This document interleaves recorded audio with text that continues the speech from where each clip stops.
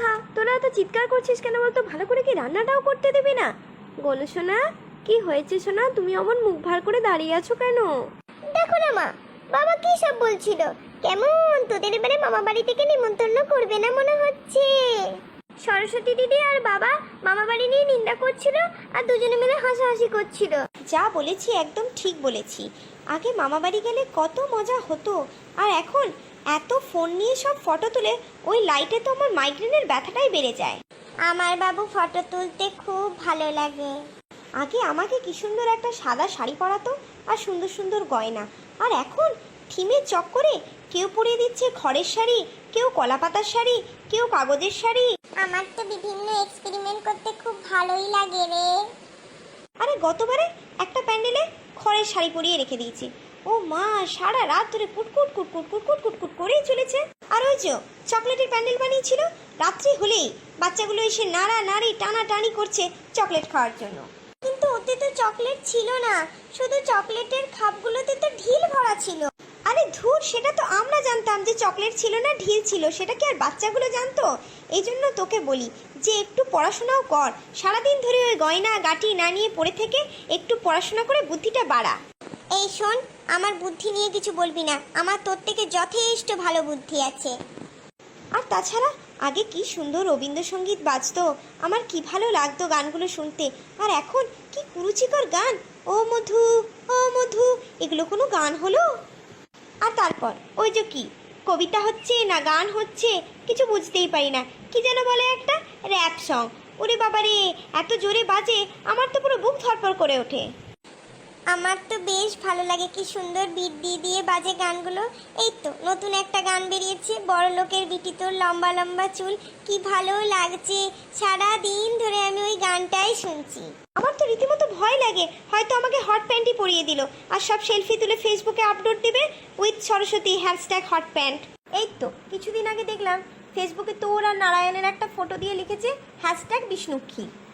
ও মা, কি সুন্দর নাম, ঠিক যেমন বিরাট আর অনুষ্কাকে নিয়ে বিরুষ্কা, আমি আজই বিষ্ণুকে বলবো মর্তে আমাদের কি সুন্দর নাম রেখেছে। তোর এই নামটা ভালো লাগলো? হ্যাঁ, আমার ভালো লেগেছে। তোর মতো অত ব্যাকডেটেড হয়ে থাকতে আমার ভালো লাগে না। এখন তো ফেসবুক টুইটার হোয়াটসঅ্যাপেরই তো যুগ, আর কি হবে ব্যাকডেটেড হয়ে থেকে। আর তাছাড়া লক্ষ্মীর ডেফিনেশনটা এখন বদলে গেছে, এখন তো মেয়েরাও চাকরি করছে, কাজে যাচ্ছে, অফিসে যাচ্ছে, সব মেয়েদের মধ্যেই লক্ষ্মী থাকে, সে শাড়ি পরাই হোক আর জিন্স প্যান্ট পরাই হোক। শোন বাবা, আমি তোর মতো অত আপডেটেড হতে পারবো না, আর তোকে এসব বলাটাই আমার ভুল হয়েছে, তুই কি বুঝবি এইসব? এই শোন, বাজে কথা বলিস না। আসলে মর্তের লোকরা আমাকে বেশি ভালোবাসে বই কি, তাই তোর এত হিংসা হয়। মর্তের লোকরা না আমাকেও যথেষ্ট ভালোবাসে, দেখিস না কত ঘোটা করে আমার পুজো করে। তোর পুজোর কথা আর বলিস না, সবাই জানে তোর পুজো মানেই হচ্ছে বাংলা ভ্যালেন্টাইন্স ডে। আমার পুজো দেখেছিস, কি সুন্দর ঘরের বউরা প্রদীপ জেলে সারা রাত জেগে থাকে। আমাকে আর মুখ খোলাস না, তোকে আরাধনা করে না টাকা পয়সা গয়না এসবের আরাধনা করে? আর তোর বেলা তোকেও তো ছেলেপুলেগুলোর সঙ্গে পরীক্ষার সময় মনে করে, মা পাশ করিয়ে দাও, কথা দিচ্ছি পরের বছরটা পুরো পড়বো। দেখ বাবা, আমার অত তর্ক করতে ভালো লাগে না, আমার বেশি কথা বলতে অত ভালো লাগে না, আমার আজকাল আর মর্তে যেতে ইচ্ছা করে না, আমি সেটাই বললাম। তোর ভালো না লাগলে কি হবে, আমার তো খুব ভালো লাগে মর্তে যেতে। মণ্ডপে কি সুন্দর সবাই সুন্দর সুন্দর শাড়ি গয়না পরে আসে। এই তো গত বছরে মিসেস মুখার্জি কি দারুণ একটা শিফনের শাড়ি পরে এসেছিল, আমার ভারী পছন্দ হয়েছিল।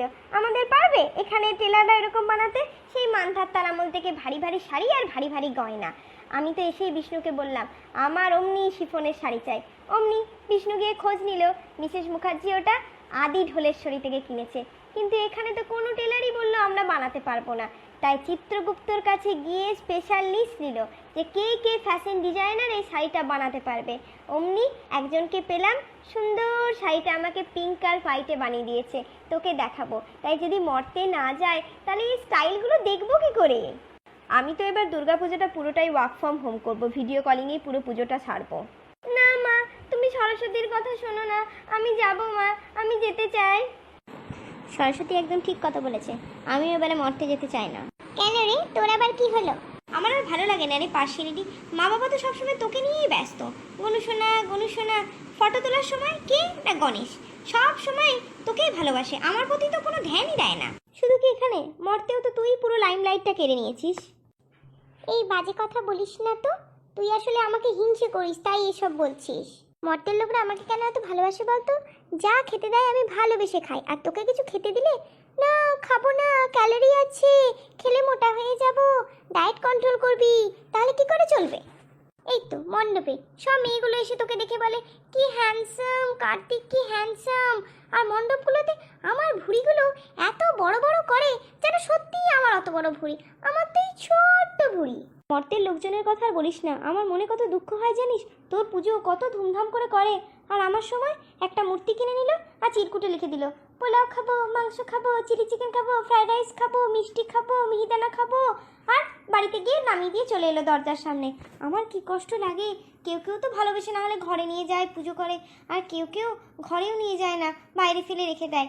আমি যেন খেতে গেছি, আমি কি ওগুলো খেতে চাই তো এই বদমাইশ ছেলে পেলেগুলো। হ্যাঁ সে ঠিকই বলেছিস, মর্তে আমি একটু বেশি ফেমাস। তারপর বল, মা কয়েক বছর ধরে বলে যাচ্ছে মেয়ে দেখছি, আর তো মা মেয়ে দেখেই দিল না। আমার আর মনে হয় বিয়ে হবে না রে। আর তাছাড়া তো করোনা চলে এলো, এবার তো সোশ্যাল ডিস্টেন্স মেনটেন করতে হবে, তাহলে কি করে আর সম্বন্ধ দেখতে যাবে বল? আমার প্রত্যেক বছর আর চিরকুমার সেজে না আর মরতে যেতে ভালো লাগে না রে। আমার তো মরতে যেতে খুব ভালো লাগে রে। যদি না যায় তাহলে ওই কল্পতরুর দেশি ঘিয়ের লাড্ডু, রতন কাকুর দোকানের ল্যাংচা কি করে খাবো বল? আমি বাবা পারবো না ওইসব মিস করতে। আর শুধু কি তাই, দাদু দিদা মামা মামি ভাই বোনেরা কত ভালোবাসে, শুধু আমাকে কেন তবুও তোরা খুব ভালোবাসে, কিন্তু তুই ওদেরকে খুব জ্বালাস। সকালবেলা ফল খাবো না, অ্যাসিড হবে, রাত্রেবেলা দই খাবো না, এই মিষ্টিগুলো খেলে ক্যালোরি হয়ে যাবে বেশি। না, আমিও সরস্বতীর মতো ওয়ার্ক ফ্রম হোমই করবো ভাবছি এবারে। আচ্ছা মা, তুমি পারছো না করোনাসুরকে বধ করতে?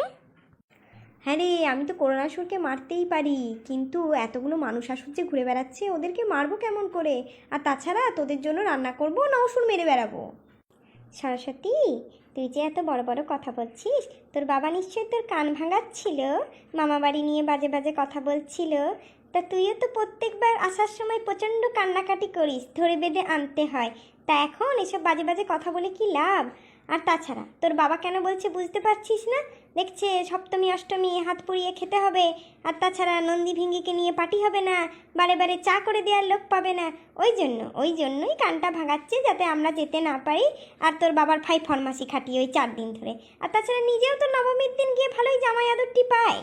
কার্তিক, তুই এত বড় কথা বলতে পারলি? আমি তো সম্বন্ধ দেখছি না। কৈলাসের সমস্ত নিউজ পেপারে তোর বিয়ের জন্য অ্যাড দিয়েছি, আর তাছাড়াও ম্যাট্রিমোনিয়াল সাইটগুলোতেও দেওয়া আছে। কিন্তু ভালো মেয়ে পেতে হবে তো, এত সুন্দর দেখতে তুই, তোর সাথে তো যেমন খুশি মেয়ের বিয়ে দিতে পারি না। আর ওই যে নারদমণি যে সম্বন্ধটা দেখে দিয়েছিল, ওই মেয়েটাকে তো ভালোই পছন্দ হয়েছিল, তুই তো রিজেক্ট করেছিস। আর তোকে তো পূর্ণ স্বাধীনতা দিয়েছি যে তুই যদি কোনো মেয়েকে পছন্দ করে আনিস তার সাথেই বিয়ে দেবো, কিন্তু তোর তো সেই ক্ষমতাটাও নেই, তুই তো মেয়ে পছন্দও করতে পারছিস না। আর এই যে তোর বাবা যে তোদের কান ভাঙাচ্ছে, আমি বার করছি তোর বাবার মজা। আজকে দেখ কেমন বারে বারে আজকে চা করে দিয়ে আর রান্না বান্না করে দিই, কিচ্ছু করবো না আজকে, হুলুস তুলুস বানাবো এই কৈলাসে। করোনা আসার পরে কম কাজ হয়েছে? ওই তো মহাদেব মরতে যাচ্ছে, মরতে থেকে এসেই চা বানিয়ে দাও, পাচন বানিয়ে দাও, গ্রিন টি বানিয়ে দাও, তার সাথে আবার জিনিসগুলোকেও স্যানিটাইজ করতে হচ্ছে, কম কাজ? আমরা কিন্তু মরতে আসতে চাই সপরিবারে, কিন্তু আমরা তখনই আসতে পারবো যদি তোমরা করোনাকে তাড়িয়ে ফেলো। তোমরাই পারবে করোনাসুরের সাথে লড়াই করতে, শুধু একটু বুদ্ধি আর সাবধানতা অবলম্বন করে চলো।